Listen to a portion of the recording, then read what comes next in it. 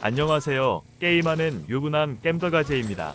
오늘 해볼 추억의 게임은 2003년에 서비스를 시작으로 20년째 운영 중인 장수게임 이터널시티입니다. 이터널시티의 매력은 2000년대 한국의 세기말적인 스토리를 가지고 있으며 배경 또한 그 당시 한국을 그대로 재현을 했기에 많은 한국 유저들에게 큰 인기를 얻었던 게임이었습니다. 자, 그럼 시작해보겠습니다. 시청하시기 전에 구독과 좋아요 부탁드립니다.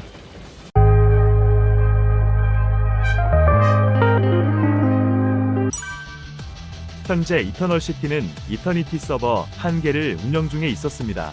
메인 이미지가 이터널시티의 배경인 외계인이 지구를 침공하는 이야기를 해주는 것 같네요.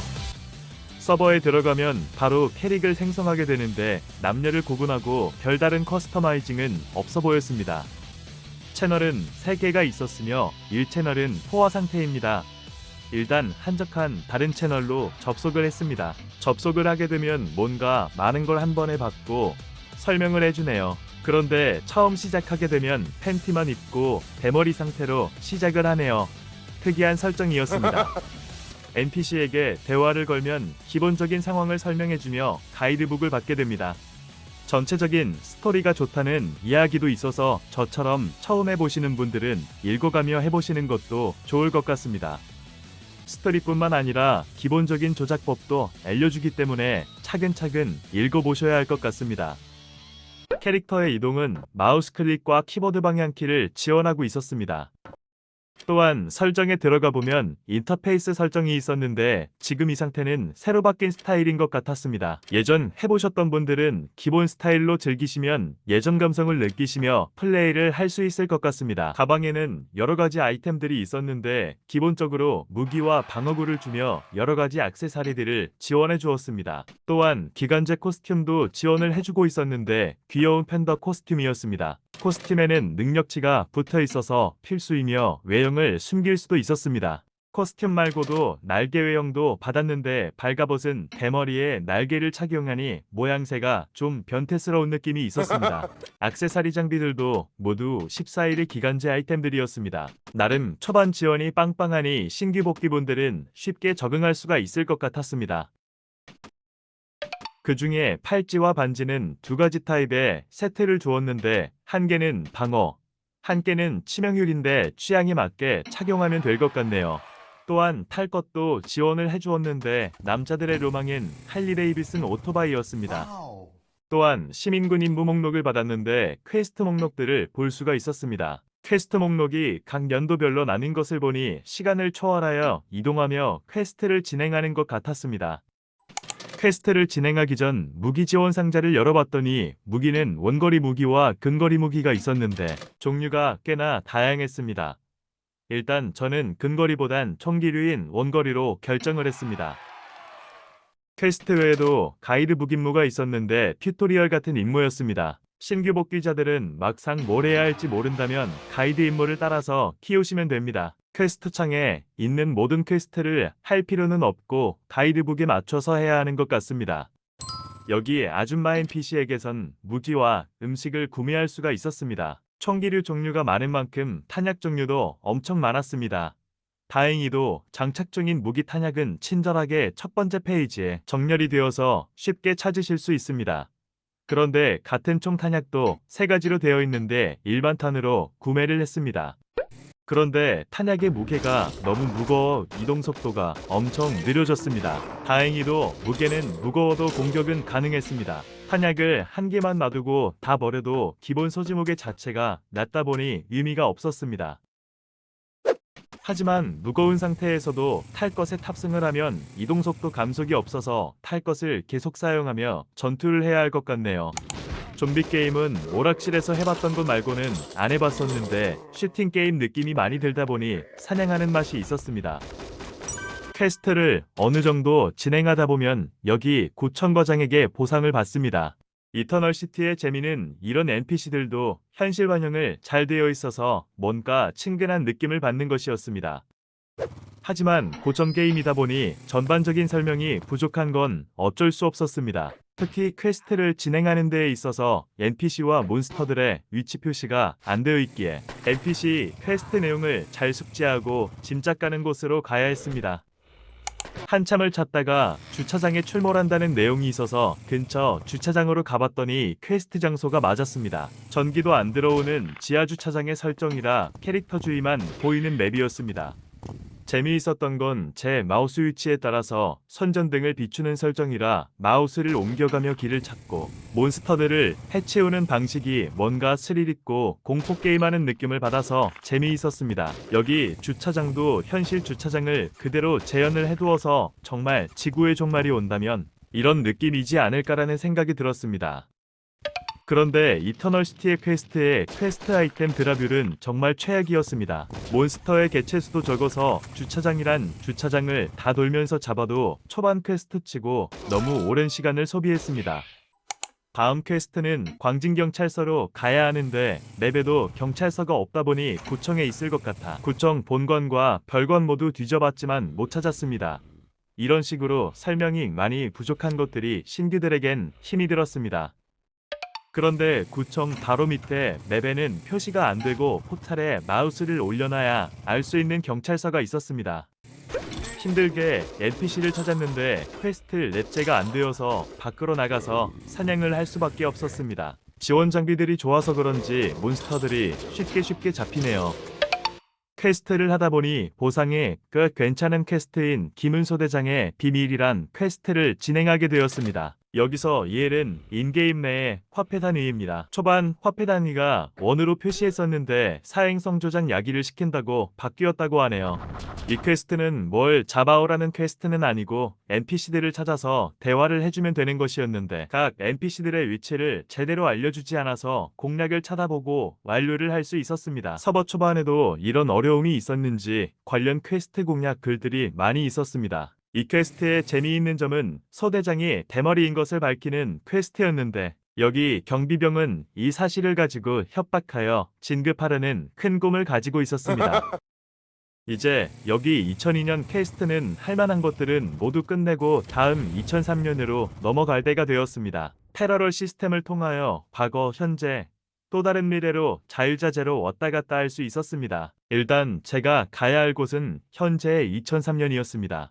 각 시대마다 시대적 배경이 다르며 스토리가 다르게 진행되는 것도 신선했습니다. 2003년에는 종로에서 시작을 합니다. 진행을 하다가 가이드 임무를 처음에 열어보고 지금 열어왔더니 임무가 완료가 되어 있었습니다. 임무를 완료하면 부활액과 버프 종 세트를 줍니다. 이건 시간이 짧아서 나중에 어려운 사냥터에 가면 사용을 해야 할 것 같네요. 다음 가이드 임무는 어설트를 참여하는 것이었는데 지금 제 해당 레벨에는 한강 분치를 추천해 주었습니다. 어설트는 보통 다른 게임에서 인스턴스 던전이라 불리는 곳과 비슷한 것이었습니다. 단축키 U를 누르면 어설트의 상황표가 나왔는데 매번 열리는 것이 아니고 정해진 시간 내마다 입장이 가능했습니다. 한강 분치를 가려면 2002년으로 가서 포탈 입구를 통해서 입장이 가능했습니다. 이번에는 채널이 포화 상태인 1채널로 가보았습니다. 확실히 포화 상태인 만큼 많은 유저들이 보였습니다. 다만 대부분의 유저들이 개인 상점으로 잠수 중이었습니다. 이동수단을 이용하니 한강 분치 앞으로 바로 이동을 했습니다. 초보자에 대한 배려인 것 같았습니다.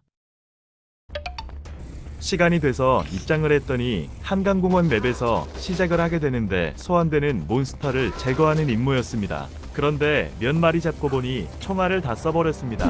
포기할까 했는데 무기 지원 상자가 안 없어진 것을 생각하고 근접 무기를 하나 골랐습니다. 다행히 지원 상자는 무제한으로 사용이 가능했습니다. 근접 무기도 성능이 좋은지 몬스터들을 한 방에 잡을 수 있었습니다. 하지만 제가 지금 가방이 무겁다 보니 이동 속도가 느려서 사냥하기엔 너무 불편했습니다. 그런데 오른쪽 하단에 타격과 투척이 있었는데 투척도 가능해 보여서 이것저것 막 눌러보다가 컨트롤 누르고 클릭을 하니 무기를 투척하였습니다. 데미지가 좋긴 한데 딜레이가 길어서 답답했습니다. 몬스터들을 기준 점수보다 높게 몬스터들을 잡은 뒤에 지루해서 시간을 때우고 있었는데 시간이 다 돼서 클리어할 줄 알았는데 시간 초과로 미션 실패가 되었습니다. 목표를 설명해 주던가 아무런 설명 없이 몬스터만 나오니 이런 사태가 벌어졌습니다. 다시 총알을 정비하고 다음 타임 한강 근처에 입장하여 몬스터들을 계속 잡아보았습니다. 점수가 21,000점이 넘으니 다음 지역으로 넘어가라는 멘트가 나왔습니다. 여기서는 몬스터들을 잡는 것이 아닌 가드를 파괴하고 맵을 통과하는 방식이었습니다. 가드를 뚫고 마지막 포털로 들어가면 운동장이 나오네요. 여기 두목인 이상한을 잡으니 어설트가 마무리가 되었습니다. 지원 장비가 좋아서 너무 쉽게 잡히는 것 같습니다. 어설트를 한번 다녀오니 12레벨에서 34레벨까지 레벨업을 해버렸네요. 뭐 다른 거 안하고 어설트만 돌아도 금방 레벨 올릴 수가 있을 것 같습니다.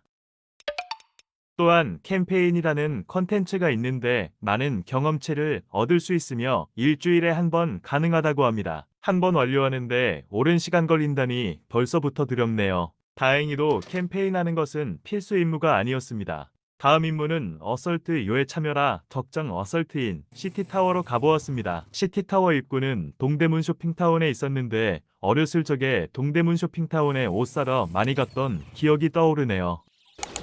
입구에 사람들이 몇몇 보여서 같이 들어올 줄 알았는데 역시 혼자 입장을 했습니다. 혹시 몰라서 버프 물약을 사용했습니다. 여기도 마찬가지로 가드를 부시면서 진행하는 방식이었습니다.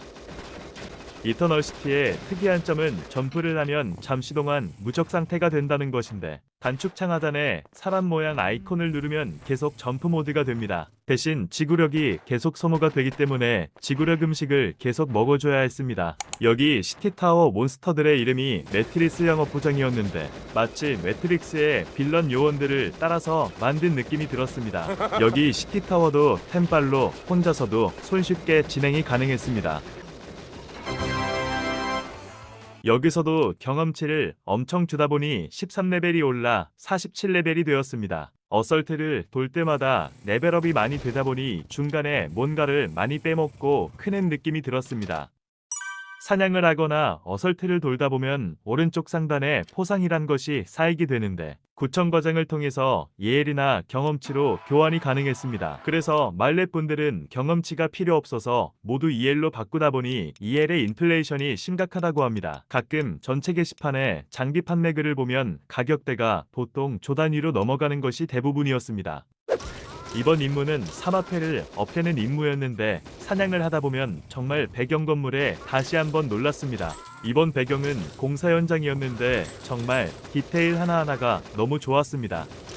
이번 가이드북 임무는 큐브를 클리어하는 것이었는데 큐브의 입장 레벨이 60이었기에 레벨업이 필요했습니다. 여기서 레벨업의 방법은 어설트를 돌거나 캠페인을 하는 방법이 있었습니다. 하지만 저는 다른 레벨업 루트를 찾아봤더니 셰라 수도를 들어가서 포상 포인트를 모으는 것이었습니다.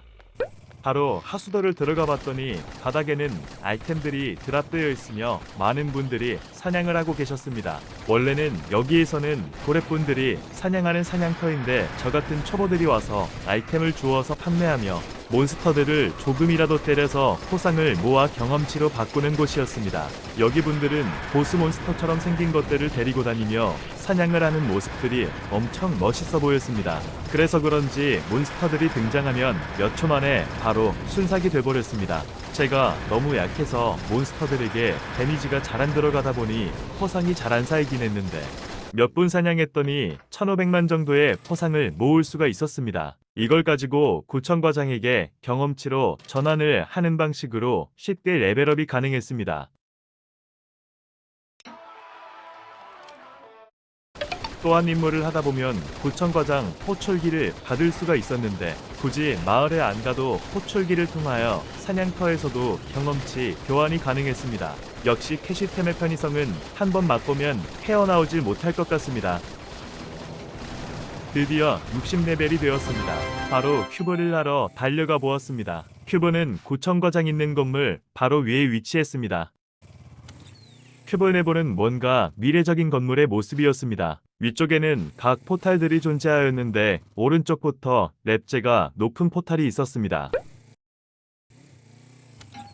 입장을 하게 되면 처음 입장했던 로비와 같은 모양의 맵이었는데 몬스터들이 소환이 되었습니다. 여기서도 혹시 몰라 버프 물약을 먹고 진행을 하였습니다. 몬스터들의 체력이 많아 잡는 데는 오래 걸리기만 할 뿐 진행하는 데는 무리가 없어 보였습니다. 몬스터들을 잡다가 보면 랜덤하게 오프 장치를 얻게 되는데 오프 장치를 사용하면 맵을 선택하는 것이었는데 보통 하던 업다운 게임과 같은 방식이었습니다. 보통 이런 게임은 운빨도 작용하긴 하는데 정석대로 숫자의 반을 나눠가며 선택을 했습니다. 이런 식으로 계속 하다 보면 큐브 시스템을 탈출하게 되는데 이것으로 큐브를 클리어할 수 있었습니다. 큐브도 대량의 경험치를 주다 보니 60레벨에서 71레벨로 레벨업을 하였습니다. 큐브는 매일 1회씩 참여가 가능해서 매일 숙제 개념으로 하면 될 것 같습니다. 다음 임무는 패러사이트 침공을 하는 것이었는데 침공은 3시간마다 열리는 던전이었습니다. 패러사이트 침공은 패러럴 시스템을 통하여 다른 시대로 넘어가야 참여를 할 수 있었습니다. 또 다른 미래에서 2007년 위토 침공을 통해서 갈 수 있었습니다. 여기 맵은 포탈밖에 없는 맵이었습니다. 패러사이트 침공과 위토 침공 두 가지 타입의 포탈로 이루어져 있네요. 제가 너무 일찍 와서 그런지 인원이 많이 안 보였습니다. 점점 입장 시간이 되자 많은 유저분들이 모이기 시작했습니다. 레벨마다 입장하는 입구가 달랐기에 렙제가 높은 포탈일수록 많은 분들이 모여있는 것을 볼 수 있었습니다. 여기 던전은 입장 제한 인원이 있기에 서버 초반에는 클릭이 늦으면 선착순에 밀려 못 들어가는 경우도 있었다고 합니다. 다행히 저레벨 구간이라 무난하게 입장을 할 수가 있었습니다. 그런데 오른쪽 미니맵 위에 제가 보유하고 있는 탄약 개수가 나오는데 0으로 뜨는 것이었습니다. 제가 보유하고 있는 탄약은 일반탄인데 설정은 철갑탄으로 되어 있어서 0으로 표시가 되고 있었습니다. 설정을 바꾸는 법 몰라서 이것저것 하던 중에 어설트는 시작이 돼서 급하게 채창에 여쭈어 봤더니 웨이브가 시작되고 있던 터라 다른 분들의 대답을 들을 수가 없었습니다. 다행히 웨이브가 끝나자마자 모닝케어라는 분께서 급하게 챗을 쓰셨는지 오타 섞인 글을 남겨주셔서 마우스 스크롤로 탄약 전환하는 것을 알 수 있었습니다. 뒤늦게 몬스터들을 열심히 때리기 시작했습니다. 하지만 너무 늦은 탓인지 점수는 기준 점수에 미달되는 점수였습니다. 그리고 보스 몬스터가 중앙에 나오는지도 모르고 외곽에 있다가 보스 몬스터를 구경도 못 해봤습니다. 결국 기준 점수를 달성 못해서 보상을 받지 못하고 마무리되었습니다. 이게 끝이 아닐 거라는 희망을 가지고 다시 입구로 가봤지만 이미 끝난 상태였습니다. 침공 다시 도전하기까진 시간이 너무 많이 남아있어서 입장 시간이 가능한 하수도 어설트를 참여해보았습니다. 여기서는 저 말고 다른 한 분도 참여를 해서 쉽게 클리어가 가능해 보였습니다. 여기도 마찬가지로 가드를 부시고 맵을 진행하는 방식이었습니다. 여기 하수도 랩제는 50에서 84렙이었는데 저의 적정 레벨보다 높다 보니 가드 부시는 속도가 많이 느렸습니다. 진행을 하다가 다른 한 분은 잠수이신지 혼자 보시다가 시간 제한에 걸려 결국 실패를 하였습니다. 잠시 쉬다가 다시 패러사이트 침공을 참여하게 되었는데 이번에는 탄약과 음식 모두 넉넉히 챙기고 버프 물약도 먹고 참여를 하였습니다. 이번에도 보상을 못하면 또 3시간을 기다려야 했기에 열심히 사냥을 했습니다. 여기 몬스터들은 체력이 높긴 했지만 무리 없이 잡을 수 있는 난이도였습니다. 침공을 완료하니 어마어마한 경험치와 포상을 받을 수가 있었습니다. 레벨이 70렙쯤 되다 보니 침공에서는 7레벨을 올릴 수가 있었습니다. 다음 가이드 임무는 뭘 해야 하는 것은 없고 여태 해오던 방식대로 90레벨을 달성하는 것이었습니다. 지금부터는 정해진 방법이 아닌 선택사항으로 어설트, 큐브를 돌거나 다시 하수도 가서 레벨업을 하면 될 것 같습니다. 여기까지 이터널 시티를 즐겨보았습니다. 2000년대 한국을 배경으로 게임을 한다는 것 자체가 흥미로웠고 돌아다니다가 보이는 건물들과 차량들을 보는 재미가 쏠쏠했습니다. 게임의 편의성이 처음 하는 사람들에게는 불편한 감도 있긴 했지만 어느 정도 익숙해지면 재미있게 즐길 수 있을 것 같았습니다. 끝까지 시청해주셔서 감사합니다. 다음에도 재미난 추억의 게임으로 찾아뵙겠습니다. 그럼 안녕히 계세요.